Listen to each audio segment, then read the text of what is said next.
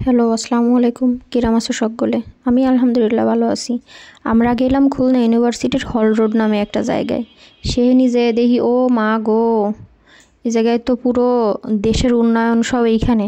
ঠিক আছে, দেখি কি মায়েরা সব কি সুন্দর সুন্দর স্ট্রিট ফুডের দোকান দিয়ে দিয়ে বইছে। আমার তো এই আপুরে দেখে খুব ভাল লাগিছে। হ্যাঁ, মনের ভিতর অনেক সাহস হয়েছে। আমরা কত কাজ করতি, কত কিছু করতি, লজ্জা পাই, হ্যাঁ, নাক সিটকেই কত কিছু করি।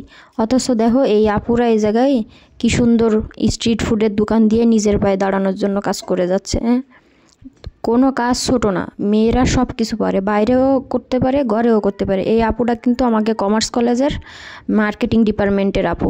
ঠিক আছে, এই জায়গায় ব্যবসা করতেছে। হ্যাঁ, আবার হচ্ছে পড়াশোনাও করতেছে। কয়দিন পরে ইনশাল্লাহ ভালোভাবে সংসারও করবে। তাহলে মায়েরা বাইরে ঘরে কোনো জায়গাতে পিছোয় নেই। একজন উদ্যোক্তা হিসেবে দেশের বেকারত্ব দূর করে উনি সবার মনে একটা উৎসাহ তৈরি করতেছে। আর এই যে দেখো আমাগো ঢঙ্গি আপা ঢং করতেছে।